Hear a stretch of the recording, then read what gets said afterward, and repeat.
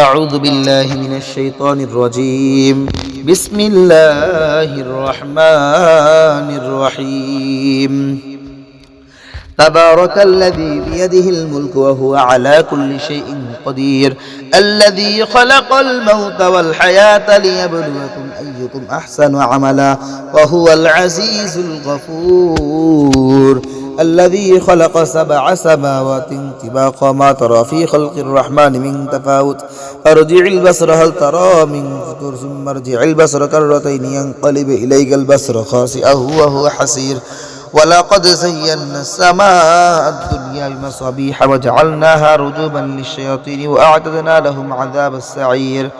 وللذين كفروا بربهم عذاب جهنم وبئس المصير إذا ألقوا فيها سمعوا لها شهيقا وهي تفور تكاد تميز من الغيظ كلما ألقي فيها فوج سألهم خزنتها لم يأتكم نذير قالوا بلى قد جاءنا نذير فكذبنا وقلنا ما نزل الله من شيء إن أنتم إلا في ضلال كبير وقالوا لو كنا نسمع أو نعقل ما كنا في أصحاب السعير فاعترفوا بذنبهم فسحقا لأصحاب السعير إن الذين يخشون ربهم بالغيب لهم مغفرة وأجر كبير وأسروا قولكم أو اجهروا به إنه عليم بذات الصدور ألا يعلم من خلق وهو اللطيف الخبير هو الذي جعل لكم الأرض ذلولا فامشوا في مناكبها وكلوا من رزقه وإليه النشور أأمنتم من في السماء أن يخسف بكم الأرض فإذا هي تمور أم أمنتم من في السماء يرسل عليكم حاصبا فستعلمون كيف نذير ولقد كذب الذين من قبلهم فكيف كان نكير أولم يروا إلى الطير فوقهم صافات ويقبض ما يمسكهن إلا الرحمن إنه بكل شيء بصير أمن هذا الذي هو جند لكم ينصركم من دون الرحمن إن الكافرون إلا في غرور من هذا الذي يرزقكم إن أمسك رزقه بل لجوا في عتو ونفور أفمن يمشي مكبا على وجهه يهدى من يمشي سويا على صراط مستقيم قل هو الذي أنشأكم وجعل لكم السمع والأبصار والأفئدة قليلا ما تشكرون قل هو الذي ذراكم في الأرض وإليه تحشرون ويقولون متى هذا الوعد إن كنتم صادقين قل إنما العلم عند الله إنما أنا نذير مبين فلما رأوه زلفة سيئت وجوه الذين كفروا وقيل هذا الذي كنتم به تدعون قل أرأيتم إن أهلكني الله معي أو رحمنا فمن يجير الكافرين من عذاب أليم قل هو الرحمن آمنا به وعليه توكلنا فستعلمون من هو في ضلال مبين قل أرأيتم من أصبح ماءكم غورا ومن يأتيكم بماء معين بسم الله الرحمن الرحيم نون القلم وما يسطرون ما أنت بنعمة ربك بمجنون وإن لك لأجرا غير ممنون وإنك لعلى خلق عظيم فستبصر ويبصرون بأيكم المفتون إن ربك هو أعلم من ضل عن سبيله وهو أعلم بالمهتدين فلا تطع المكذبين والدهن فدهن ولا تطع كل حلاف مهين هماز مشاء بنميم مناع للخير معتد أثيم عتل بعد ذلك زنيم أن كان ذا مال وولد تتلى عليه آياتنا قال أساطير الأولين سنسمه على الخلق منا بلوناهم كما بلونا أصحاب الجنة إذا قسموا ليصرمنا مصبحين ولا يستثني فطاف عليها طائف من ربك هم نائمون فأصبحت كالصريم فتنادى مصبحين أن ادعوا على حرثكم إن كنتم صادمين فانطلقوا وهم يتخافتون ليدخلنها اليوم عليكم مسكين وغدوا على حرد قادرين فلما رأوها قالوا إنا لضالون بل نحن محرومون قال أوسطهم ألم أقل لكم لولا تسبحون قالوا سبحان ربنا إنا كنا ظالمين فأقبل بعضهم على بعض يتلاومون قالوا يا ويلنا إنا كنا طاغين عسى ربنا أن يبدلنا خيرا منها إنا إلى ربنا راغبون كذلك العذاب والعذاب الآخر أكبر لو كانوا يعلمون إن للمتقين عند ربهم جنات النعيم فنجعل المسلمين كالمجرمين ما لكم كيف تحكمون أم لكم كتاب فيه تدرسون إن لكم فيه لما تخير لكم أيمان علينا بالغة إلى يوم القيامة إن لكم لما تحكمون سلهم أيهم بذلك زعيم أم لهم شركاء فليأتوا بشركائهم إن كانوا صادقين يوم يكشف عن ساق ودعون إلى السجود فلا يستطيعون خاشعة أبصارهم ترهقهم ذلة وقد كانوا يدعون إلى السجود وهم سالمون وذرني ومن يكذب بهذا الحديث سنستدرجهم من حيث لا يعلمون وأملي لهم إن كيدي متين أم تسألهم أجرا فهم من مغرم مثقل عندهم الغيب فهم يكتبون أم فاصبر لحكم ربك ولا تكن كصاحب الحوت إذ نادى وهو مكذوم لولا أن تدركه نعمة من ربي لنبذ بالعراء يوم فاجتباه ربه فجعله من الصالحين وإن يكاد الذين كفروا يصدقون بأبصارهم لما سمعوا الذكر يقولون إنه لمجنون وما هو إلا ذكر للعالمين بسم الله الرحمن الرحيم الحاقة ما الحاقة ما أدراك ما الحاقة كذبت ثمود وعاد بالقارعة فأما ثمود فأهلكوا بالطاغية أما عاد فأهلكوا بريح صرصر عاتية سخرها عليهم 7 ليال و8 أيام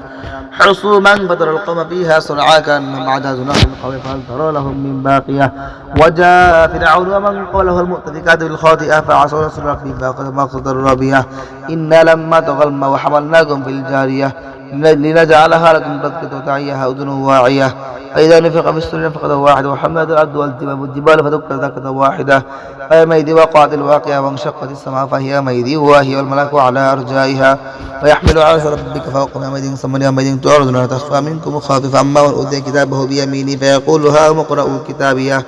إني ظننت أني ملاق حسابي فهو في عيشة راضية في جنة عالية قطوفها دانية كلوا واشربوا هنيئا بما أسلفتم في الأيام الخالية وأما من أوتي كتابه بشماله فيقول يا ليتني لم أوت كتابيه ولم أدري ما حسابي يا ليتها كانت القاضية ما أغنى عني مالي هلك عني سلطانية خذوه فغلوا ثم الجحيم صلوا ثم في سلسلة ذرعها 70 ذراعا فاسلكوا إنه كان ليؤمن بالله العظيم ولا يحض على طعام المسكين فليس له اليوم هاهنا حميم ولا طعام إلا من غسل لا يأكله إلا الخاطئون فلا أقسم بما تبصر وما لا تبصر إنه لقول رسول كريم بقول شاعر قليلا ما تؤمنون ولا بقول كاهن قليلا ما تنزل من رب العالمين ولتقول علينا بعض الأقاويل لأخذنا منه باليوم ثم لقطعنا منه وتنفى منكم من أحد عنه حاجزين وإنه لتذكرة للمتقين وإنا لنعلم أن منكم مكذبين وإنه لحسرة على الكافر إنه الحق اليقين فسبح باسم ربك العظيم بسم الله الرحمن الرحيم سأل سائل بعذاب واقع للكافر ليس له دافع من الله ذي المعارج تعرج الملائكة والروح إليه من كان مقداره 50,000 سنة فاصبر صبرا جميلا إنه يرونه بعيدا ونراه قريبا تكون السماء كالمهل وتكون الجبال كالعهن ولا يسأل حميم يبصر أنه يعد المجرم لو يفتدي من عذاب يومئذ ببنيه وصاحبته وأخيه وفصلته التي تؤوي من فيها جميعا ثم ينجيك كلا إنها لتنزعة للشوى تدعو من أدبر وتولى جمعا فأوعى إن الإنسان خلق هلوعا إذا مسه الشر جزوعا وإذا مسه الخير منوعا إلا المصلين الذين هم على صلاتهم دائمون والذين في أموالهم حق معلوم للسائل المحرم الذين يصدقون بيوم الدين الذين هم من عذاب ربهم مشفقون إن عذاب ربهم غير مأمون والذين هم لفروجهم حافظون إلا على أزواجهم أو ما ملكت أيمانهم فإنهم غير ملومين فمن ابتغى وراء ذلك فأولئك هم العادون والذين هم لأماناتهم وعهدهم راعون الذين هم لشهاداتهم قائمون والذين هم على صلاتهم يحافظون أولئك في جنات مكرمون ومن الذين كفروا قبلك مهطعين عن اليمين وعن الشمال عزين أيطمع كل امرئ منهم أن يدخل جنة نعيم كلا إنا خلقناهم مما يعلمون فلا أقسم برب المشارق والمغارب إنا لقادر على أن نبدل خيرا منه ونحن مسبوقين فذرهم يخوضوا ويلعبوا حتى يلاقوا يومهم الذي يوعدون يوم يخرجون من الأجداث سريعا كأنهم إلى النصب يوفدون خاشعة أبصارهم ترهقهم ذلة ذلك اليوم الذي كانوا يوعدون بسم الله الرحمن الرحيم إنا أرسلنا نوحا إلى قومه أن أنذر قومك من قبل يأتيهم عذاب أليم قال يا قوم إني لكم نذير مبين أن اعبدوا الله واتقوه وأطيعوني يغفر لكم من ذنوبكم ويؤخركم إلى أجل مسمى إن أجل الله إذا جاء لا يؤخر لكم أنتم تعلمون قال رب إني دعوت قومي ليلا ونهارا فلم يزدهم دعائي إلا فرارا وإني كلما دعوتهم لتغفر لهم جعلوا أصابعهم في آذانهم واستغشوا ثيابهم وصروا واستكبروا استكبارا ثم إني أعلنت لهم وأسررت لهم إسرارا فقلت استغفروا ربكم إنه كان غفارا يرسل السماء عليكم مدرارا ويمدكم بأموال وبنين ويجعل لكم جنات ويجعل لكم أنهارا ما لكم لا ترجون لله وقارا وقد خلقكم أطوارا لم تروا كيف خلق الله سبع سماوات طباقا وجعل القمر فيهن نورا وجعل الشمس سراجا والله أنبتكم من الأرض نباتا ثم يعيدكم فيها ويخرجكم إخراجا والله جعل لكم الأرض بساطا لتسلكوا منها سبلا فجاجا قال نوح رب إنهم عصوني واتبعوا من لم يزد ماله ولده إلا خسارا مكروا مكرا كبارا قالوا لا تذرن آلهتكم ولا تذرن ودا ولا سواعا ولا يغوث ويعوق ونسرا وقد أضلوا كثيرا الظالمين إلا ضلالا مما خطيئاتهم أغرقوا فأدخلوا نارا فلم يجدوا لهم من دون الله أنصارا وقال نوح رب لا تذر على الأرض من الكافرين ديارا إنك إن تذرهم يضلوا عبادك ولا يلدوا إلا فاجرا كفارا رب اغفر لي ولوالدي ولمن دخل بيتي مؤمنا والمؤمنين والمؤمنات ولا تجزي الظالمين إلا تبارا بسم الله الرحمن الرحيم قل أوحي إلي أنه استمع نفر من الجن فقالوا إنا سمعنا قرآنا عجبا يهدي إلى الرشد فآمنا به ولن نشرك بربنا أحدا وأنه تعالى جد ربنا واتخذ صاحبة ولا ولدا وأنه كان يقول سفيهنا على الله شططا وأنا ظننا أن لن تقول الإنس والجن على الله كذبا وأنه كان رجال من الإنس يعوذون برجال من الجن فزادوهم رهقا وأنهم ظنوا كما ظننتم أن لن يبعث الله أحدا وأنا لمسنا السماء فوجدناها مليئة حرسا شديدا وشهبا وأنا كنا نقعد منها مقاعد للسمع فما يستمع عنها يجد له شهابا رصدا وأنا لا ندري شر أريد بهم في الأرض ما يريد بهم ربهم رشدا وأنا بهم الصالحون منا دون ذلك كنا طرائق قددا وأنا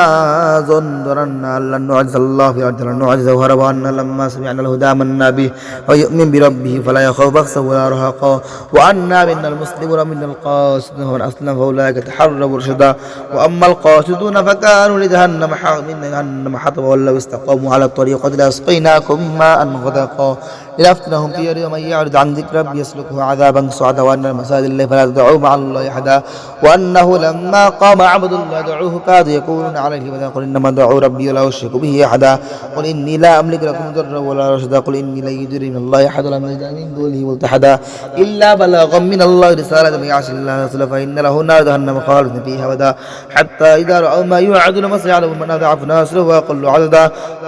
قل إن أدري قريبا بعيد ما توعدون أم يجعل ربي أحد عالم الغيب فلا يظهر على غيبه أحدا إلا من انتظر من رسول فإنه يسلك من بين يديه من خلفه رصدا يعلم من قد له رسالة ربه وحده ولديه وأحصى كل شيء عددا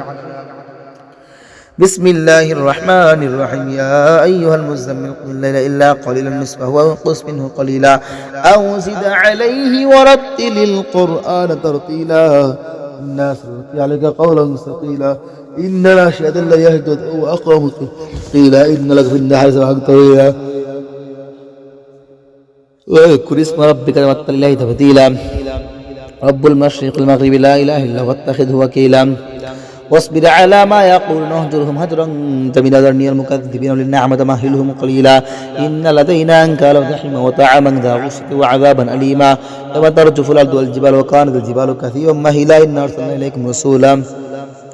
شاهدا عليكم كما أرسلنا إلى فرعون رسولا فعصى فرعون الرسول فأخذناه أخذا وبيلا فكيف تتقون إن كفرتم يوم يجعل الولدان شيبا السماء فطر به كان وعد مفعولا إن هذه تذكرة فمن شاء اتخذ إلى ربه سبيلا إن ربك يعلم أنك تقوم أدنى من ثلثي الليل ونصفه وثلثه وطائفة من الذين معك والله يقدر الليل والنهار علم أن لن تحصوا فتاب عليكم فقروا ما تيسر من القرآن علم أن سيكون منكم مرضى وآخرون يضربون في الأرض يبتغون من فضل الله وآخرون يقاتلون في سبيل الله فقروا ما تيسر منه وأقيموا الصلاة وآتوا الزكاة وأقرضوا الله قرضا حسنا وتقدموا لأنفسكم من خير تجدوه عند الله خيرا وأعظم أجرا واستغفروا الله إن الله غفور رحيم بسم الله الرحمن الرحيم يا أيها المدثر قم فأنذر ربك فكبر وثيابك فطهر والرجز فاهجر ولا تمنن تستكثر ولربك فاصبر فإذا نقر في الناقور فذلك يوم عسير على الكافرين غير يسير ذرني ومن خلقت وحيدا وجعلت له مالا ممدودا وبنين شهودا ومهدت له تمهيدا ثم يتمع أن أزيد كلا إنه كان لآياتنا عنيدا سأريقه صعودا إنه فكر وقدر فقدر كيف قدر ثم قدر كيف قدر ثم نظر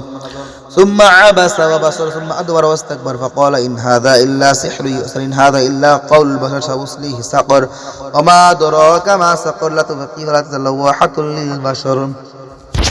عليها 19 وما جعلنا أصحاب النار إلا ملائكة ما جعلنا عدتهم إلا فتنة للذين كفروا ليستيقن الذين أوتوا الكتاب يزداد الذين آمنوا إيمانا ولا يرتاب الذين أوتوا الكتاب المؤمنون وليقول الذين في قلوبهم مرض والكافرون ماذا أراد الله بهذا مثلا كذلك يضل الله من يشاء ويهدي من يشاء وما يعلم جنود ربك إلا هو ما هي إلا ذكرى للبشر كلا والقمر والليل إذ أدبر والصبح إذا أسفر إنا ليحدى الكبر نذيرا للبشر لمن شاء منكم يتقدم ويتأخر كل نفس بما كسبت رهينة إلا أصحاب اليمين في جنات تساءلون عن المجرمين ما سلككم في سقر قالوا لم نكن من المصلين ولم نكن نطعم المسكين وكنا نخوض مع القائدين وكنا نكذب بيوم الدين حتى أدرنا اليقين ما تنفعهم شفاعة الشافعين وما لهم عن التذكرة المعرضين كأنهم حمر مستنفرة فرت من قسورة بل يريد كل امرئ منهم يؤتى صحبا منشرة كلا بل لا يخافون الآخرة كلا إنه تذكرة فمن شاء ذكره وما يذكرون إلا يشاء الله أهل التقوى وأهل المغفرة بسم الله الرحمن الرحيم يا لا أقسم بيوم القيامة لا أقسم بالنفس اللوامة أيحسب الإنسان أن لن نجمع عظاما بلى قادرين على أن نسوي بنانه بل يريد الإنسان ليفجر ما يسأل أيان يوم القيامة فإذا برق البصر وخسف القمر جمع الشمس والقمر يقول الإنسان يومئذ أين المفر كلا لا وزر إلى ربك يومئذ المستقر ينبأ الإنسان يومئذ بما قدم وأخر بل الإنسان على نفسه بصيرة ولو ألقى معاذير لا تحرك بلسانك لتعجل إن علينا جمعه وقرآنه فإذا قرأناه فاتبع قرآنه ثم إن علينا بيانه كلا بل تحبون العاجلة وتذرون الآخرة وجوه يومئذ ناظرة إلى ربها ناظرة وجوه يومئذ باسرة تظن أن يفعل بها فاخر كلا إذا بلغت التراقي وقيل من راق وظن أنه الفراق والتفت الساق بالساق إلى ربك يومئذ المساق فلا صدق ولا صلى ولكن كذب وتولى ثم ذهب إلى أهله يتمطى أولى لك فأولى ثم أولى لك فأولى يحسب الإنسان أن يترك سدى ألم يكن نطفة من مني يمنى ثم كان علقة فخلقنا العلقة ألم يكن نطفة من مني يمنى ثم كان علقة فخلق فسوى فجعل منه الزوجين الذكر والأنثى وليس ذلك بقادر على أن يحيي الموتى بسم الله الرحمن الرحيم هل أتى على الإنسان حين من الدهر لم يكن شيئا مذكورا إنا خلقنا الإنسان من نطفة أمشاج نبتليه فجعلناه سميعا بصيرا إنا هديناه السبيل إما شاكرا وإما كفورا إنا أعتدنا للكافرين سلاسل وأغلالا وسعيرا إن الأبرار يشربون من كأس كان مزاجها كافورا عينا يشرب بها عباد الله يفجرونها تفجيرا يوفون بالنذر يخافون من كان شره مستطيرا ويطعمون الطعام على حبه مسكينا ويتيما وأسيرا إنما نطعمكم لوجه الله لا نريد منكم جزاء ولا شكورا إنا نخاف من ربنا يوما عبوسا قمطريرا فوقاهم الله شر ذلك يوم يلقاهم نزلة وسرورا وجزاهم بما صبروا جنة وحريرا متكئين فيها على الأرائك لا يرون فيها شمسا ولا زمهريرا ودانية عليهم ظلالها وذلت قطوفها تضليلا ويطاف عليهم بآنية من فضة وأكواب كانت قوارير من فضة قدروها تقدير يسقون فيها كأسا كان مزاجها زنجبيلا عينا فيها تسمى سلسبيلا ويطوف عليهم ولدان مخلدون إذا رأيتهم حسبتهم لؤلؤا منصورا وإذا رأيت ثم رأيت نعيما وملكا كبيرا عاليهم ثياب سندس خضر واستبرق وحلوا أساور من فضة وسقاهم ربهم شرابا طهورا إن هذا كان لكم جزاء وكان سعيكم مشكورا إنا نحن نزلنا عليك القرآن تنزيلا فاصبر لحكم ربك ولا تطع منهم آثما أو كفورا واذكر اسم ربك بكرة وأصيلا من الليل فاسجد له وسبحه ليلا طويلا إن هؤلاء يحبون العاجلة ويذرون وراءهم ثقيلا نحن خلقناهم وشددنا أسرهم وإذا شئنا بدلنا أمثالهم تبديلا إن هذه تذكرة فمن شاء اتخذ إلى ربه سبيلا وما تشاءون إلا أن يشاء الله إن الله كان عليما حكيما يدخل من يشاء في رحمته والظالمين أعد لهم عذابا أليما بسم الله الرحمن الرحيم والمرسلات عرفا فالعاصفات عصفا والناشرات نشرا فالفارقات فرقا فالملقيات ذكرا عذرا أو نذرا إنما توعدون لواقع فإذا النجوم طمست وإذا السماء فرجت وإذا الجبال نصبت وإذا الرسل أقتت لأي يوم أجلت ليوم الفصل وما أدراك ما يوم الفصل ويل يومئذ للمكذبين ألم نخلقكم من ماء مهين فجعلناه في قرار مكين إلى قدر معلوم فقدرنا فنعم القادرون ويل يومئذ للمكذبين ألم نجعل الأرض كفاتا أحياء وأمواتا وجعلنا فيها رواسي شامخات واسقيناكم ماء فراتا ويل يومئذ للمكذبين انطلقوا إلى ما كنتم به تكذبون انطلقوا إلى ظل ذي 3 شعب لا ظليل ولا يغني من اللهب إنها ترمي بشرر كالقصر كأنه جمالة صفر ويل يومئذ للمكذبين هذا يوم لا ينطقون ولا يؤذن لهم فيعتذرون ويل يومئذ للمكذبين هذا يوم الفصل جمعناكم والأولين فإن كان لكم كيد فكيدون ويل يومئذ للمكذبين إن المتقين في ظلال وعيون وفواكه مما يشتهون كلوا واشربوا هنيئا بما كنتم تعملون إنا كذلك نجزي المحسنين ويل يومئذ للمكذبين كلوا وتمتعوا قليلا إنكم مجرمون ويل يومئذ للمكذبين وإذا قيل لهم اركعوا لا يركعون ويل يومئذ للمكذبين فبأي حديث بعده يؤمنون صدق الله العظيم